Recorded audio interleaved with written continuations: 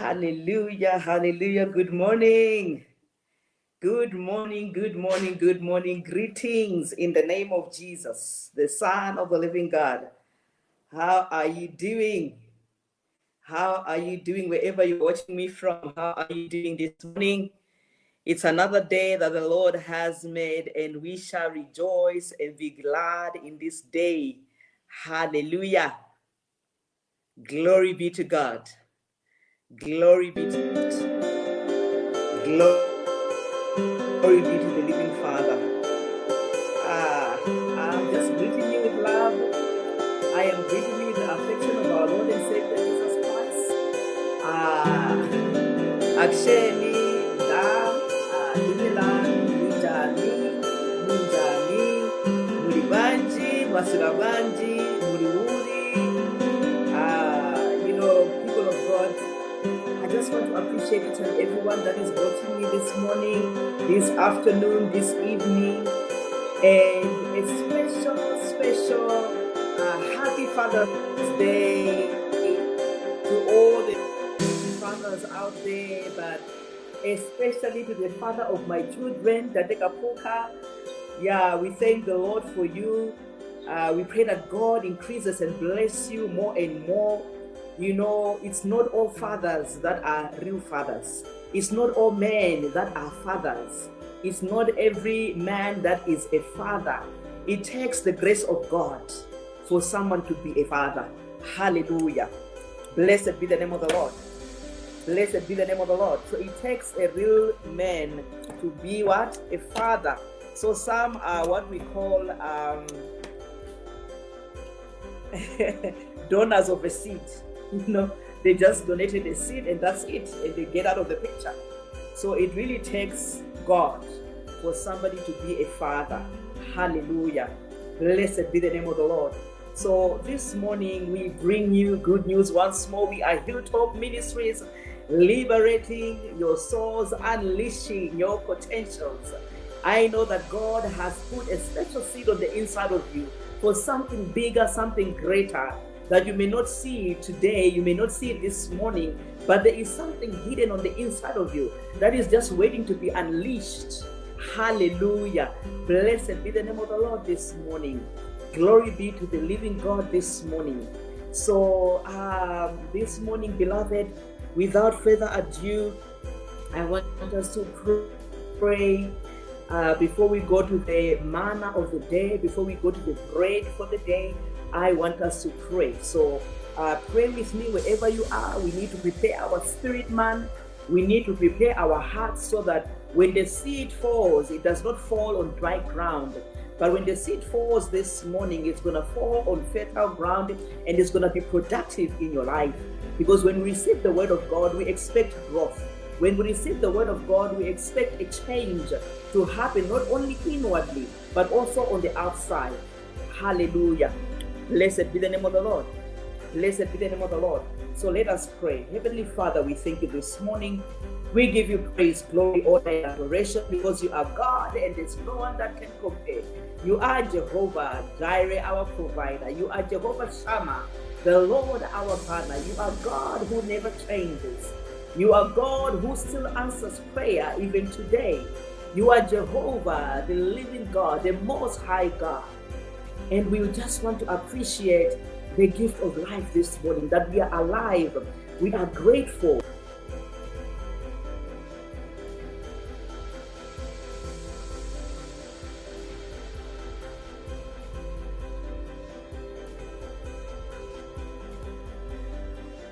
We bless you. We honor you this morning.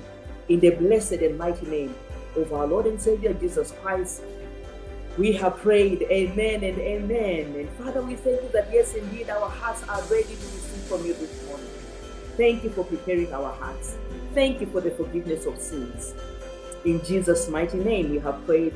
Amen and amen. And so, I said to you when I posted the broadcast for this morning that there are spiritual thieves stealing different things from different people. And for me, the key that I want to, or the core message of this morning is that you do not need to neglect the gift of the ability to be able to dream. The ability to be able to dream. Do not neglect that. That is a gift from God. The Bible says that God shall speak to his people through dreams, through signs and wonders, through his word. So when you as a believer and when you as a Christian do not dream, then we know that you have been compromised. We know that the gifting of God upon your life, or the free gift of God upon your life, has been compromised. And so it is for us to always be in a place where we can dream, but also remember our dreams. What am I trying to say? I said to you, I'll bring you testimonies.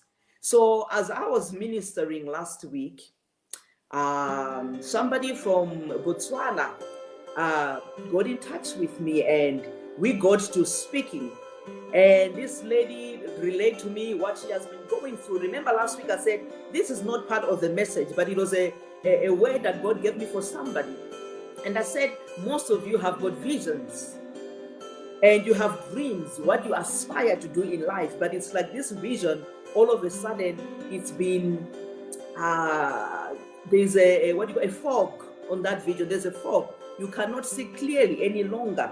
There is something that has happened and you don't maybe even hear God the same. You don't see God the same. There has been a compromise somewhere, somehow. And so I gave you the book of John, chapter number 8. I can't remember the exact verse, but it's where Jesus is opening the eyes of the blind man. And so this woman got in touch, and I said to her, God is ready. She said to me, I can't dream anymore. It's been a while. I don't see my dreams. And I am concerned because she has a calling upon her life. She says, I'm concerned. I said, yes, you have got every right to be concerned. I said to her, it's a season of restoration. Do you believe that God can restore you? And so I began to minister to her. We prayed together. I ministered to her. I read the word. I ministered. I released some word of prophecies to her. But most importantly, we prayed to God that this dream area that the enemy had stolen from her must be restored. And glory be to the living Father. She got in touch. She said, woman of God, your prayers worked. I said, our prayers worked because you believed with me. And so my faith combined with your faith, we can achieve so much more. And so she started dreaming again. And now, as we go to the word of God, you begin to understand why I'm saying the area of dreams is very important for every believer, because God can give you prophetic direction through your dreams. You may not need another woman of God or man of God to come and begin to minister to you about something that God has already ministered to you about. So your dream life, your dream world is where God could come mostly to minister to you and begin to give you keys of your vision, keys to your vision, or keys to your future. Hallelujah. What you should do, at what point you should do it, when should you make this move, when should you stand still and not make any move. There are keys that God is going to give you through your dreams. Hallelujah. Blessed be the name of the Lord.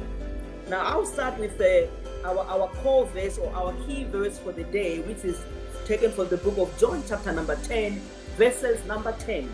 And the Bible reads as follows: the thief does not come except to steal and to kill and to destroy. I have come that they may have life, and that they may have it more abundantly. Hallelujah, somebody. Blessed be the name of the Lord. So in short, what Jesus is trying to say is that the enemy, which is Lucifer, which is the devil, who is Satan, he does not come into our lives except for these three reasons: to steal, number one, like restore the dream life of that woman; number two, to kill, ultimately; number three, to destroy completely. Hallelujah. Blessed be the name of the Lord. So that is his assignment. And he will use every resource available to him, including people that are closest to you, to achieve these three things. Hallelujah, somebody. Are you hearing me this morning? He will use these three things, using people or utilizing resources that are closest to you, including family members, including your best friends, sometimes including your spouse or your partner or your boyfriend or your girlfriend, in order to achieve these three. Remember Jezebel? Remember Jezebel, the wife to the king? That is why I'm saying he will use any resource in order to achieve these three things in your life. But glory be to God, Jesus comes and says, "But I have come that they may have life." Not only to have a life, because having life alone and without a purpose is actually useless. You will feel so useless if you are here on the earth and just living life without any achievements, without any accomplishments. So Jesus says, I don't want them to just be living and to be breathing, but I want them to be achievers. I don't want them just to be breathing the air that I have given them freely, but I want them to make a name for me as God, and to also make a name for themselves. For generations to come, people are going to say, but Sister Nico was a woman of God. You know, Sister Doreen was a great woman of God. Because why? God, through Jesus Christ, did not allow for us to just have a mere existence, but he allowed us to achieve more. He allowed us to live our lives more abundantly. Why? So that his name can be glorified. Why? So that his kingdom can expand. Why? So that others may see that there is God in our lives. Hallelujah. Are you hearing me, somebody? So he says, not only that you may have life, that you may have it more abundantly. Meaning abundance is not a reason of being greedy. No, in this season, when we are saying God is a God of restoration, we are saying that he is God who wishes for us to be restored in each and every area of our lives. Wherever it was that the enemy had stolen something from us, God in this season is coming and he is restoring abundantly. Abundance spiritually, abundance materially, abundance financially, abundance, business wise, relationship wise. That is the purpose of God upon your life and my life. Hallelujah. Blessed be the name of Jehovah. Blessed be the name of Jehovah. Glory be to the living Father. Keep those comments coming. As I'm ministering to you, I know God is also ministering to you. Hallelujah.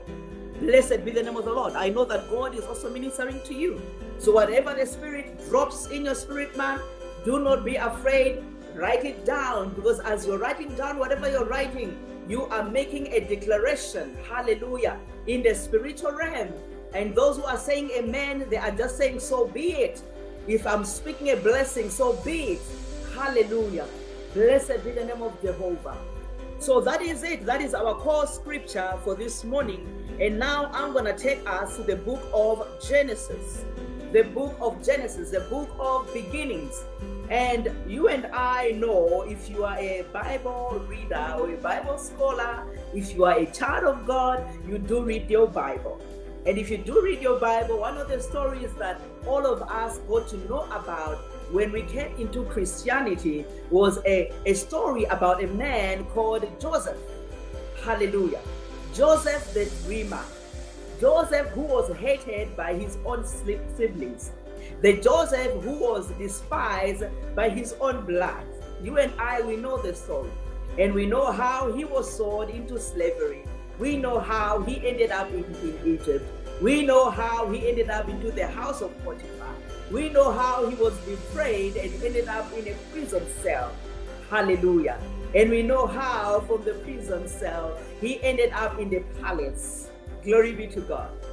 The Bible says, we're going to read from the book of Genesis, chapter number 41, from verses number 7 up until verses number 15, jumping in between, but I will share with you each and every verse. And I pray that the Spirit of the living God is going to minister to you so strongly, and you're going to be mightily blessed this morning.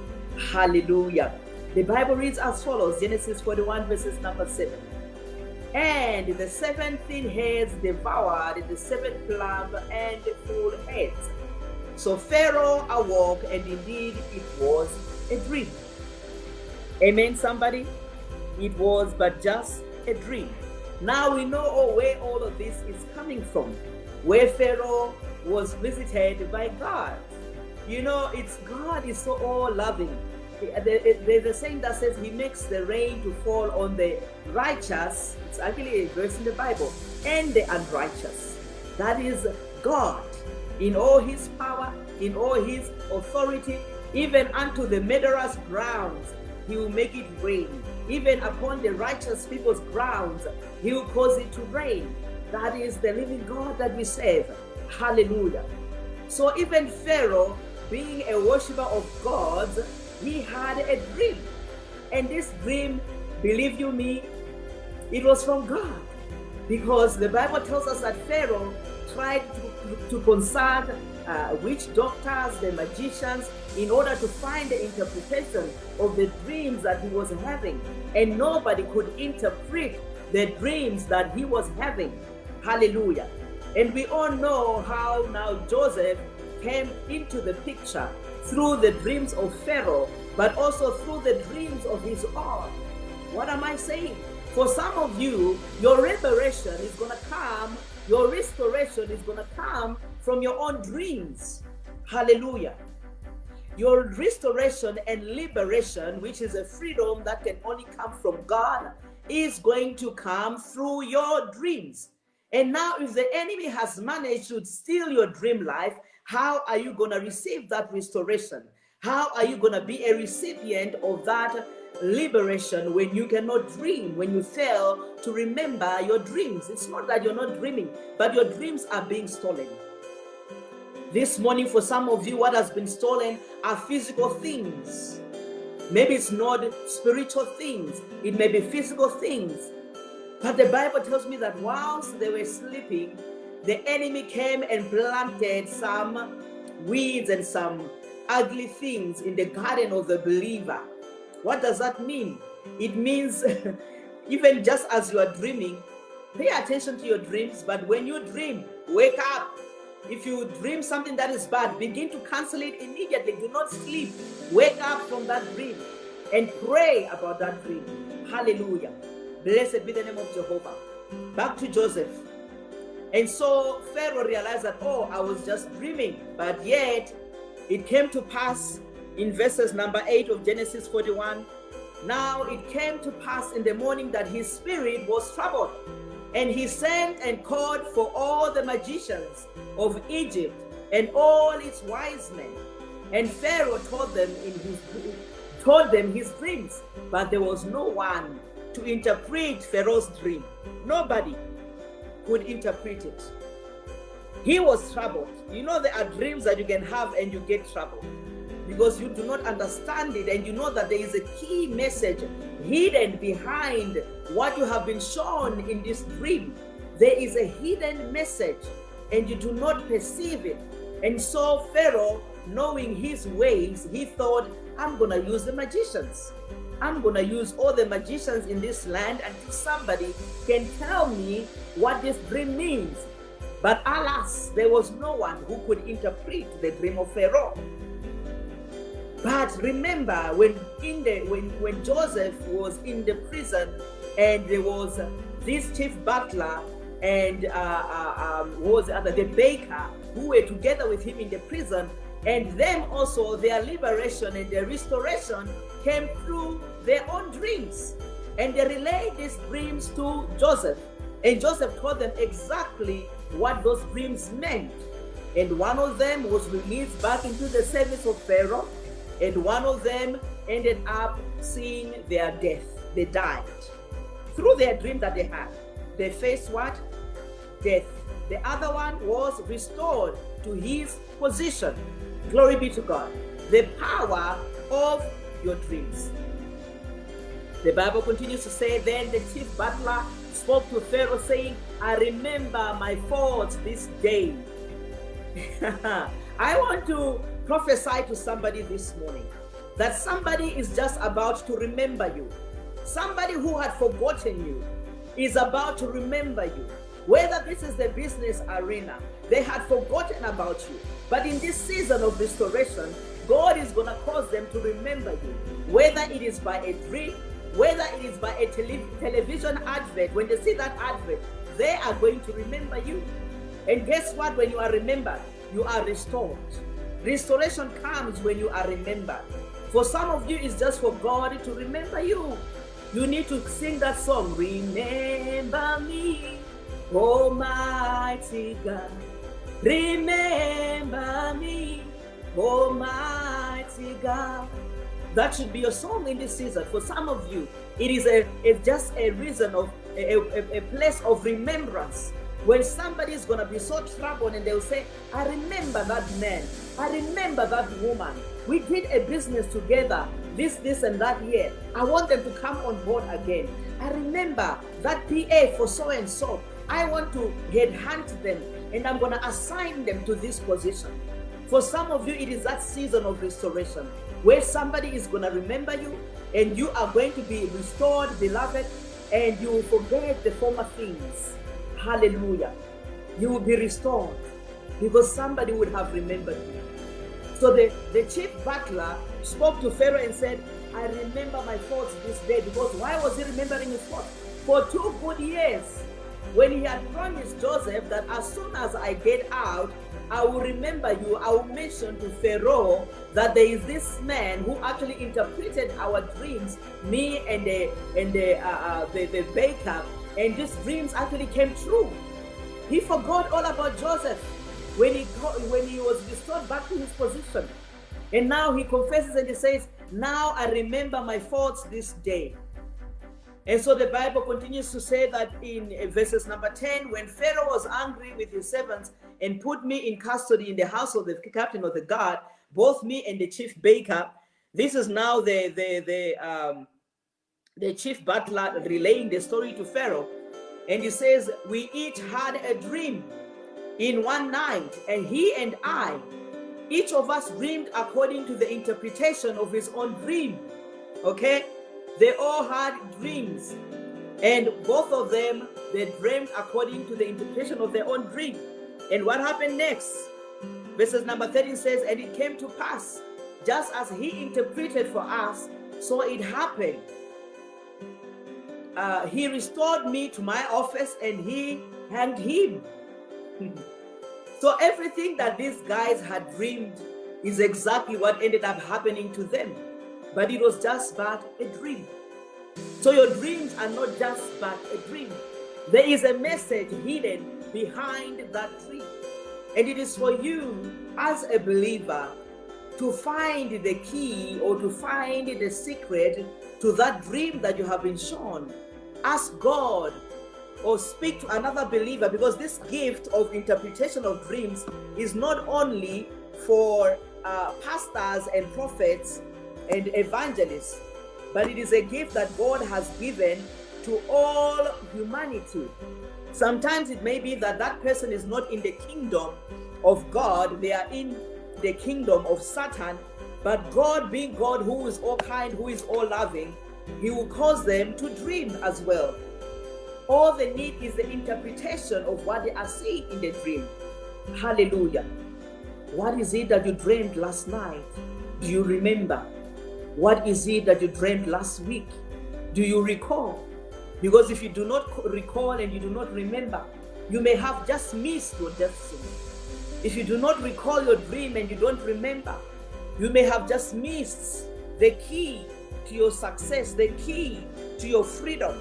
If you do not remember that dream, you may have just missed the key to your success. What is it that you dreamed that you do not remember? I pray for God to liberate your dreams this morning. I pray for God to remind you, the blessed Holy Spirit, to remind you of what you saw in the dream last night, because that just could be a key into your destiny. Hallelujah. Hallelujah. Blessed be the name of the Father. Blessed be the name of the living God. In verses number 14, the Bible says, then Pharaoh sent and called Joseph, and they brought him quickly out of the dungeon. And he changed his clothing, and came to Pharaoh. You know, when restoration has come, those who are called of God, they can sense it. When restoration has come, those who are called of the Father in heaven, they can sense it and they can feel it. So if this is an interview you are being called to, you're gonna dress the best. Wherever you are going and you have seen it already, it's just a replay of what happened in your dream. You will make sure that you are looking your best. You will make sure that you take out the old garment, the garment of accusation, the garment of shame that Joseph was wearing in the prison. He had to take that off because he was just about to appear before the king. His dress code had to change because he was just about to appear before King Pharaoh. Hallelujah. He knew that his freedom has come. Glory be to God, somebody. He knew that his season has come. He knew that restoration had come and no one could do nothing about it. He knew that he was bursting out of that imprisonment. Somebody, your spirit is bubbling this morning and you can sense that it is that season. You can sense that it is your time. You can sense that it is now your turn. Others have been testifying, but this time it is your turn to testify. This time it is your season to testify, because God has remembered you, because it is a season that God is restoring his people, and you are counted amongst the restored. Hallelujah. Blessed be the name of the Lord. Glory be to God, somebody. And so the Bible tells us that he dressed in a different robe. The Bible tells us that he got out of that dungeon. I don't know what kind of dungeon you are in, whether this is a dungeon of spiritual suffering, whereby your dreams have been stolen, whereby your vision has been tainted, whereby your vision has been polluted. But I am here to assure you this morning that God is able to restore that vision. God is able to restore that dream. God is able to restore your life. God is able to restore your finances. God is able to restore that relationship, whether it is a business relationship, whether this is a marriage, whether this is a courtship that is going to lead you into marriage. I pray to God this morning that God is restoring you into your rightful position, because Joseph was sitting in the dungeon when he was a governor of a whole country. Joseph was sitting in a dungeon when he was a leader for the people that were still in Canaan, waiting for their own restoration, waiting for their own liberation, because there was hunger and famine in the whole land, as the Bible tells us in the book of Genesis from chapter number 14, that there was a hunger and a famine that had fallen upon the land. So in Egypt there was famine, and upon the family of Joseph in Canaan there was famine. But it took for a man called Joseph, a dreamer called Joseph, for them to see their freedom, for them to see their liberation. So you could be that person that is sitting somewhere in an office that is unknown right now. You are sitting somewhere and you are unemployed. That is your dungeon. Your dungeon is unemployment. But God, when he restores you and when God lifts you up, you will come out from the dungeon and become somebody that is well known, somebody that everybody's mouth and lips were calling the name of Joseph. Because even the people of Egypt, the Bible tells us that they were willing to work for Pharaoh when they were working for their own farms, but a time came, because there was famine in the land, they were willing to work for him, not for any dime, not for any money, but just for food. Hallelujah. Somebody, God is about to lift you up into a position of authority, into a position of influence, whereby you are going to be an influential person, not only in the workplace but also in your community.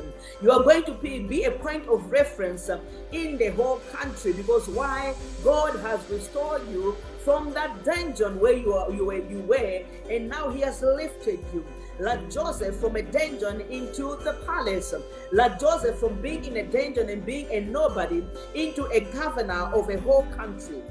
Hallelujah. Blessed be the name of the living God.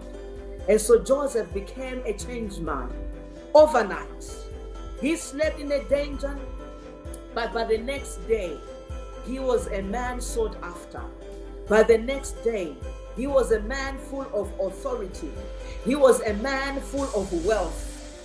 Hallelujah. Somebody is about to be made wealthy, and it can only come from the living Father. This kind of wealth that we are talking about is not mere money.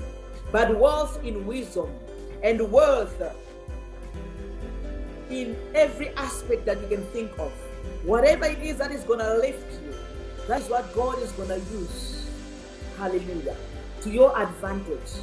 And people are going to say, all the time when we saw him in the prison, all the time when we saw her unemployed, we thought she was a nobody, but now she has got the power to employ us. Because Joseph now had the authority to employ, to deploy, to delegate, because he had been put in a position of authority, in a position of power. I don't know who I'm talking to this morning, but you are about to be lifted. Prepare yourself. The Bible says when he was coming out, he shaved. You know, a season comes when you know that you are about to be lifted and you are called for that interview. You are going to shave. If you are a man, if you are a woman, you're going to tweeze your eyebrows, you're going to do your hair, do a new hairstyle, because you know that you are now going to the hallelujah side. You know that you're going to the other side, the side of prosperity, the side of abundance that Jesus speaks of in the book of John 10:10, that he has come to not only give you life, but to let you live an abundant life. Hallelujah, somebody. You are about to enter into your blessing that God has prepared for you. All these years, he was just waiting for the right moment, for the right season to restore you into your right office, to restore you into your right position, your rightful position. That is where you are going to in this season. The year will not pass by without you testifying. The Bible says in verses 15 of Genesis 41, and Pharaoh said to Joseph, I have had a dream, and there is no one who can interpret it. But I have heard it said of you that you can understand a dream and to interpret it. Hallelujah. So you may not be an interpreter of dreams, but I want you to know that as long as you are a dreamer, you shall succeed. As long as you are a dreamer and you can recall your dreams, you have got that opportunity to turn things around in your life. Hallelujah. Things are turning around for your good. Things are turning around in your favor. Things are turning around in your direction, so that you also can testify about the goodness of the Lord in the land of the living. Hallelujah. Blessed be the name of the Lord. Blessed be the name of the Lord. We are being shifted from a position of a dungeon, from the position of a hidden somebody, into the light of God. You know, when God shines his light on you, the world has got no choice but to see you. I see like an illumination of a light. You know, sometimes when you're standing outside and there's this ray of, it's actually a ray of sunshine just coming down through the trees. I see somebody as you're standing, there is a ray of light that is just being positioned where you are standing. You are shining, you are glowing, because the glory of the Lord has risen upon you. The glory of the Lord is shining upon you. The glory of the Lord is positioning you to receive your rightful position, to receive what is owed to you, to receive, because some of you, it is owed to you. Long have you been in that place, and you've been in the same position. It is a season to be lifted higher. And if they're not willing to do it in that place, God, you know, in his own power and authority, is going to take you, shift you from that place, and bless you and plant you into another. And you're going to flourish there like a tree planted by the riverside. You're going to flourish there, and you're going to bloom there, because God is the one who has positioned you there. God is the one who has put you there. And so you have got no choice but to flourish. And you will testify about the goodness of this living God, to the name, to the glory of his name. Hallelujah. Blessed be the name of the Lord. We all stand in agreement as you say hallelujah, as you are saying amen. We are all standing in agreement. Hallelujah. Blessed be the name of the Father. Blessed be the name of the Lord. And so, beloved, as you know, our sermons are sweet and short. Every Sunday I am here bringing you special news from heaven. And I believe this morning you have been enlightened. I believe this morning you are rejuvenated. And at this time now, I want to pray for all the fathers. As I close, I want to pray for all the fathers. You know why? Because God has created them as leaders. God has created them as heads in families. God has created them to be a beacon of light, but the enemy who has come to steal, to kill, and to destroy, according to John 10:10, he has made sure that he has put some of them to shame. As I was saying, that it's not every man that is a father.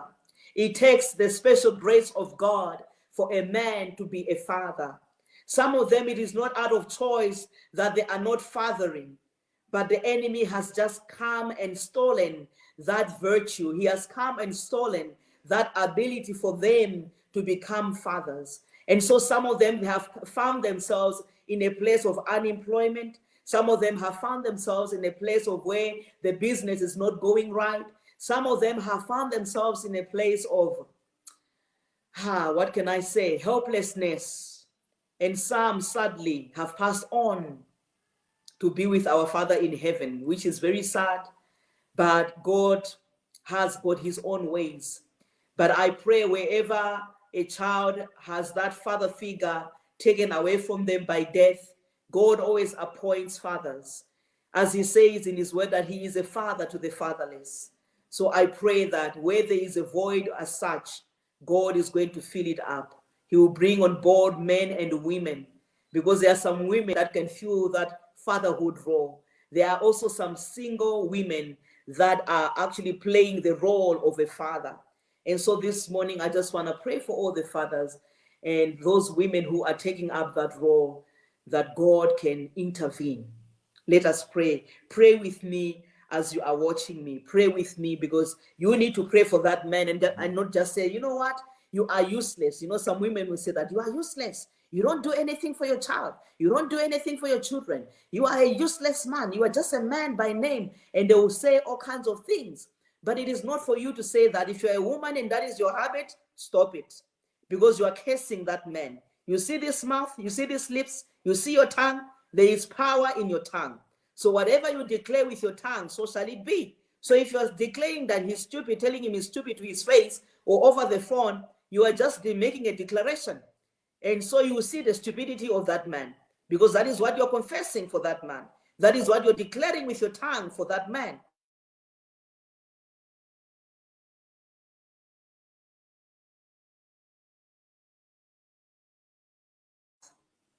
Learn to shut this. If you have got nothing to say, you are angry, he didn't pay the school fees, you are angry, he didn't buy the groceries, learn to and speak to your heavenly Father and tell him, Lord, this man you gave me. The same way Eve said, Lord, this woman you gave me. I mean, Adam said, this woman you gave me. So it is for you to pray. Hallelujah. Blessed be the name of the Lord. Pray with me. Heavenly Father, this morning, we come before your throne of grace and mercy. And Lord, this morning, I bring to you this special prayer, this special petition for all the fathers as we are celebrating Father's Day in South Africa. For some fathers, it may not be a happy Father's Day. For some children, it may not be a happy Father's Day. But Lord, we pray that you are going to empower those fathers that are not empowered enough to do their fatherly duties. We pray for those who have not been able to fulfill their fatherly role, that you, Jehovah, you are going to help them to fulfill that role by empowering them financially, by empowering them emotionally, because some of them, they are not all right emotionally. Some of them, they are emotionally broken down. Some of them, they are emotionally downtrodden, that they don't have the fatherliness in them any longer. They feel like failures. But you are God who empowers the powerless. And so this morning, I pray the prayer for Jabez, the prayer of Jabez for them, that you increase their territory, that you bless them mightily, oh God. That whatever business that they are doing, oh God, that you bring a special blessing to that business. Increase them in the business. Bring new business on board so that they can expand. Because we know that the burden comes more when there are no resources, when there are no finances for them to play their fatherly roles. But this morning, as I pray, Heavenly Father, I ask that you empower them.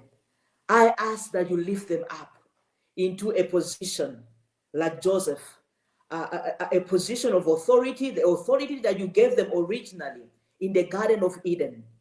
Bring them back to that authority. Bring them back and restore them to their rightful positions as fathers. Bring them back from the north, the east, the west, the south, the center.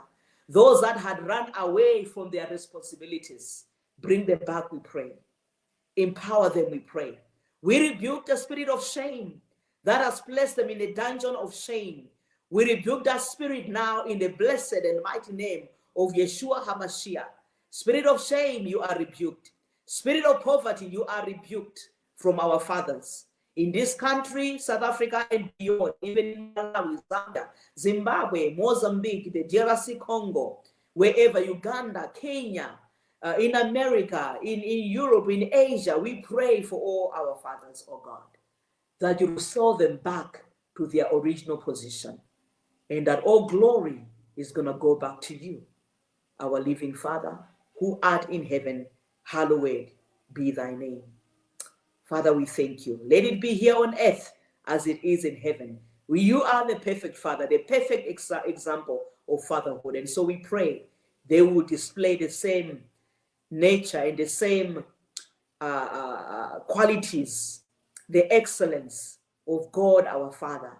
May it manifest through the natural fathers on this earth. In Jesus' mighty name I have prayed. Amen and amen. Glory be to the living God. So, beloved, from me to you, I'm saying I love you so much, but know this God loves you so much, and he loves you unconditionally. Hallelujah. I thank you for watching, and I thank you for joining me this morning. I pray that you're going to have a productive week ahead of you in the office space, in the business place, in the corporate world. I pray that you're going to make impact and you're going to make a difference. Hallelujah. I pray that you are that go-to person when somebody is crying and they are downtrodden. I pray that they will find solution through you. May you be that beacon of light. Let there be light. Let there be light. We are Hilltop Ministries, liberating your souls and unleashing your potentials. Until next time, bye-bye.